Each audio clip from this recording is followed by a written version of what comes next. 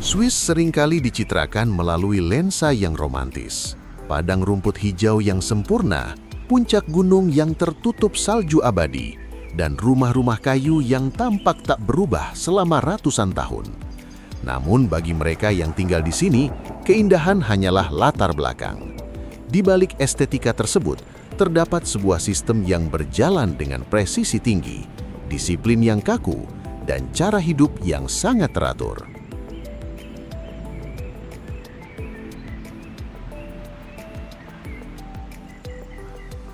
Dalam video ini, kita tidak akan membahas Swiss dari sudut pandang turis. Kita akan membedah anatomi kehidupan di desa-desa Swiss secara mendalam. Bagaimana masyarakatnya berfungsi, bagaimana ekonomi bergerak di ketinggian 1000 meter, dan apa tantangan nyata hidup di salah satu negara termahal di dunia, di lokasi yang jauh dari hiruk-pikuk kota besar seperti Zurich atau Jenewa. Selamat datang di sebuah eksplorasi tentang harmoni, birokrasi, dan kesunyian yang fungsional.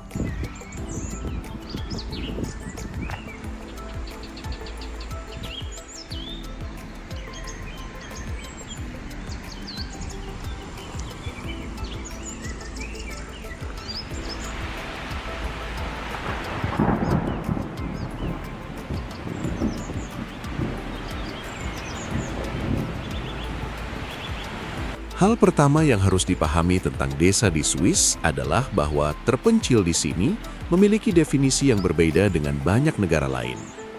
Geografi Swiss didominasi oleh pegunungan Alpen dan Jura, namun geografi ini tidak dibiarkan menjadi penghalang. Pemerintah Swiss menganut prinsip layanan publik dasar yang menjangkau hingga pelosok terdalam. Di desa dengan penduduk kurang dari 500 orang sekalipun, Anda akan menemukan jalan aspal yang dirawat dengan sempurna, jaringan listrik yang stabil, dan koneksi internet serat optik. Namun, keajaiban sebenarnya adalah sistem transportasi umumnya. Di Swiss, ada komitmen nasional bahwa setiap pemukiman dengan jumlah penduduk tertentu harus dapat diakses oleh transportasi publik, biasanya berupa pos bus, bus kuning ikonik, atau kereta api. Setidaknya setiap 1 jam sekali. Ini menciptakan dinamika yang unik. Seseorang bisa tinggal di desa kecil yang sunyi di kanton Graubünden atau Valais, namun tetap bekerja di kantor pusat perbankan di kota besar. Mobilitas ini menghilangkan dikotomi antara orang kota dan orang desa. Di sini, tinggal di desa bukanlah bentuk isolasi, melainkan pilihan gaya hidup tanpa mengorbankan aksesibilitas.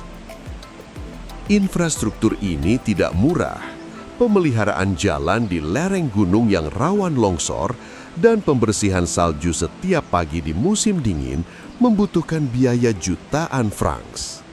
Namun, bagi pemerintah Swiss, ini adalah investasi untuk mencegah kepadatan berlebih di perkotaan dan menjaga agar wilayah pedesaan tetap hidup secara ekonomi.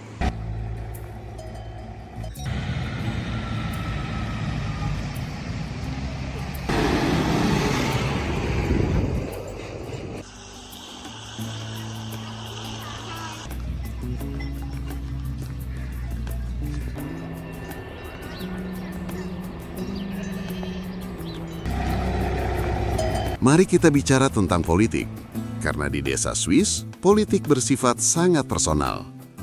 Swiss adalah negara konfederasi yang sangat terdesentralisasi. Unit terkecilnya disebut Gemeinde atau Kommune. Jika Anda tinggal di sebuah desa di Swiss, Anda bukan sekedar penduduk, Anda adalah pembuat keputusan. Di banyak desa kecil, mereka masih mempraktikkan Gemeindeversammlung, pertemuan warga desa. Di sini, masalah-masalah seperti apakah kita harus membangun sekolah baru, berapa anggaran untuk renovasi saluran air, hingga siapa penduduk asing yang layak mendapatkan kewarganegaraan, diputuskan melalui pemungutan suara langsung oleh warga yang hadir. Ada tanggung jawab kolektif yang berat di sini. Di desa, Anda mengenal siapa yang mengurus pajak Anda dan siapa yang memastikan sampah diambil tepat waktu. Ini menciptakan ikatan sosial yang kuat, tetapi di sisi lain, ini juga menciptakan pengawasan sosial yang tinggi. Di desa-desa ini, privasi adalah hal yang dijunjung tinggi. Namun, anehnya, semua orang tahu apa yang Anda lakukan. Jika Anda tidak memilah sampah dengan benar, sesuai aturan kanton, atau jika Anda memotong rumput di hari Minggu, hari yang dikeramatkan untuk ketenangan, jangan kaget jika tetangga Anda akan menegur atau bahkan melaporkannya ke otoritas lokal. Ini adalah sisi serius dari keteraturan Swiss. Harmoni dicapai melalui kepatuhan kolektif terhadap aturan yang telah disepakati bersama.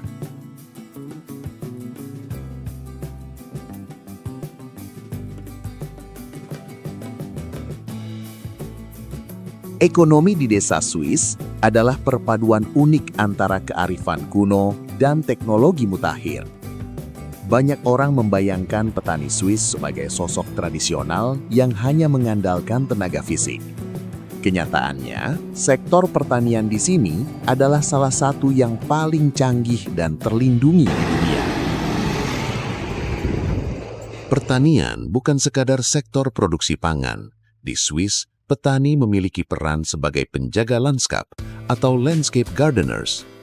Pemerintah memberikan subsidi besar bukan hanya untuk produk yang mereka hasilkan, tetapi juga untuk menjaga agar padang rumput tetap hijau dan lereng gunung tetap stabil.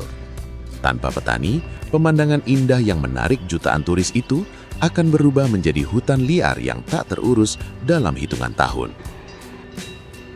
Namun, hidup sebagai petani di desa Swiss menuntut standar kualitas yang sangat tinggi. Produk Swiss Made atau label bio bukan sekedar strategi pemasaran, melainkan kepatuhan terhadap regulasi yang sangat ketat mengenai kesejahteraan hewan dan penggunaan bahan kimia.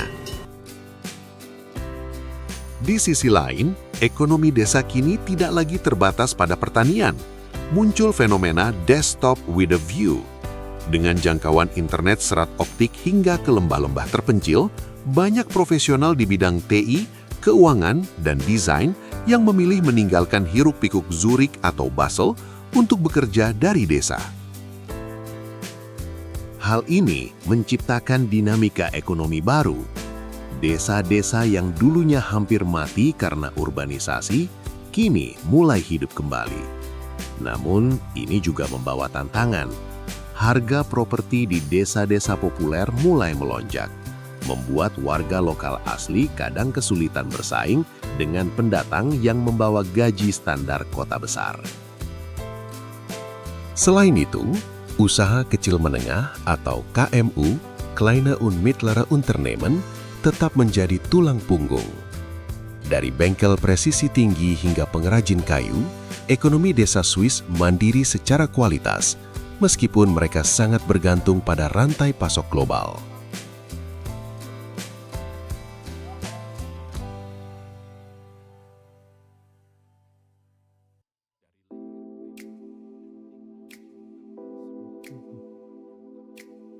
Banyak yang bertanya, apakah hidup di desa Swiss lebih murah daripada di kota?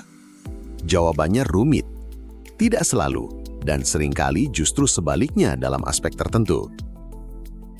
Mari kita bicara tentang pajak. Di Swiss, sistem pajak bersifat desentralisasi. Anda membayar pajak federal, pajak kanton, provinsi, dan pajak komuna, desa.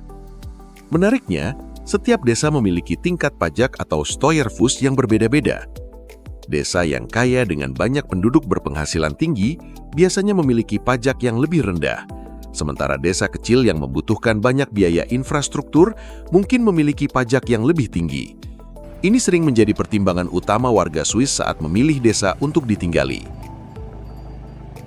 Kemudian ada logistik harian. Di kota besar, Anda punya banyak pilihan supermarket dengan harga bersaing. Di desa, Anda mungkin hanya memiliki satu toko kecil seperti Volk yang menyediakan kebutuhan pokok. Harganya jelas lebih mahal karena biaya distribusi ke wilayah pegunungan. Jangan lupakan biaya musim dingin. Memanaskan uma chalet kayu yang besar di tengah musim dingin yang panjang membutuhkan biaya energi yang signifikan, baik itu melalui listrik, minyak memanas, atau kayu bakar. Selain itu, ada biaya tersembunyi seperti asuransi wajib dan biaya sampah. Di banyak desa Swiss, Anda tidak bisa menggunakan plastik sampah sembarangan. Anda harus membeli kantong sampah khusus yang sudah dipajak, pajak sampah, yang harganya bisa mencapai 2 hingga 3 franc per kantong. Ini adalah cara sistem memaksa warga untuk meminimalkan limbah dan melakukan daur ulang secara maksimal.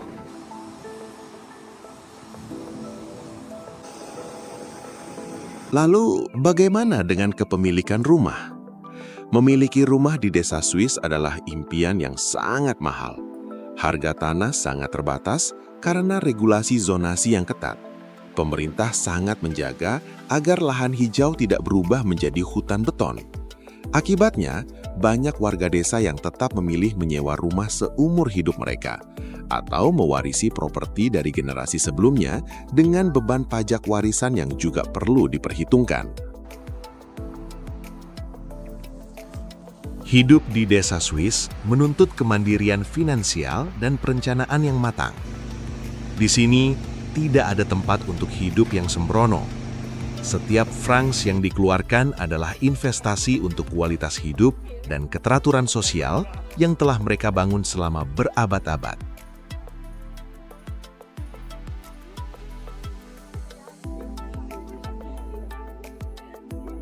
Salah satu pemandangan paling umum di desa Swiss yang mungkin mengejutkan orang luar adalah melihat anak-anak kecil usia 5 atau 6 tahun berjalan kaki sendirian menuju sekolah, tanpa pengawasan orang tua, tanpa rasa takut.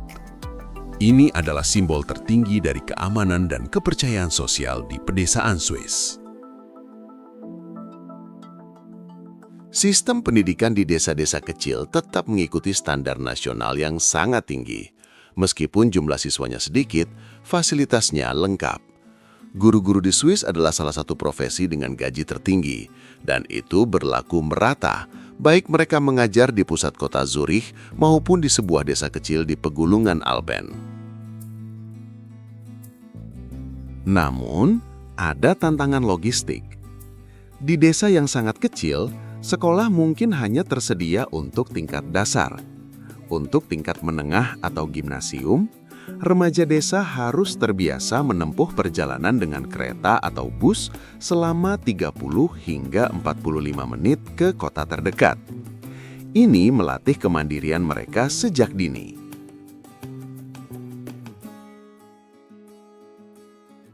Di sisi kesehatan, Swiss memiliki sistem asuransi kesehatan wajib yang bersifat privat namun sangat teratur. Di desa, akses ke dokter umum biasanya sangat mudah. Namun, untuk prosedur medis yang kompleks, warga harus menuju rumah sakit kanton di kota besar. Keajaiban sebenarnya dalam sistem kesehatan pedesaan Swiss adalah REGA, layanan penyelamatan udara medis. Di negara dengan topografi ekstrim ini, jika Anda mengalami kecelakaan di puncak gunung atau di desa yang terisolasi salju, helikopter penyelamat akan tiba dalam hitungan menit. Warga desa seringkali menjadi donatur tetap bagi layanan ini, menciptakan jaring pengaman sosial yang membuat mereka merasa aman meski jauh dari pusat medis utama.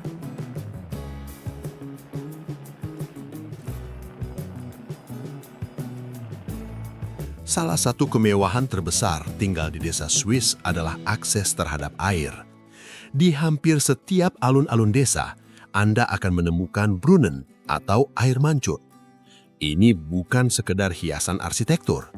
Dalam 99% kasus, air yang mengalir di sana adalah air minum berkualitas tinggi, seringkali langsung dari mata air pegunungan, tanpa pengolahan kimia yang berat. Warga desa Swiss memiliki hubungan yang sangat intim dengan alam. Mereka tidak memandang gunung sebagai rintangan, melainkan sebagai ruang bernafas. Budaya wandern atau mendaki adalah aktivitas nasional. Di seluruh Swiss, terdapat jaringan jalur daki sepanjang 65.000 km yang dirawat dengan sempurna. Kesehatan di desa Swiss tidak hanya diukur dari fasilitas medis, tetapi dari gaya hidup yang terintegrasi dengan alam. Kualitas udara yang murni dan minimnya polusi suara berkontribusi pada angka harapan hidup yang merupakan salah satu yang tertinggi di dunia. Ada sebuah filosofi yang tak terucapkan bahwa tubuh manusia harus selaras dengan ritme alam. Di musim panas mereka mendaki, di musim dingin mereka bermain ski, dan di setiap musim mereka mengonsumsi produk lokal yang segar. Kemandirian pangan juga menjadi bagian dari kesehatan ini. Banyak warga desa yang memiliki taman kecil atau Schrebergarten untuk menanam sayuran sendiri. Ada kepuasan batin bagi warga desa Swiss saat mereka bisa menyajikan makanan di meja yang berasal dari tanah mereka sendiri atau dari petani tetangga. Ini adalah sirkulasi ekonomi dan kesehatan yang tertutup dan berkelanjutan.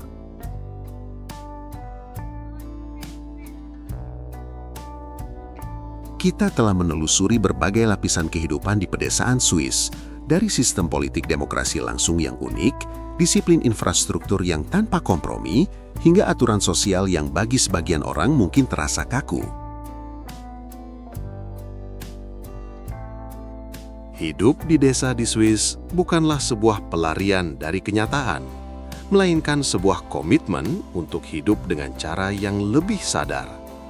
Ini adalah tentang menghargai ketenangan, menghormati aturan demi kebaikan bersama, dan menjaga harmoni dengan alam yang megah namun tangguh.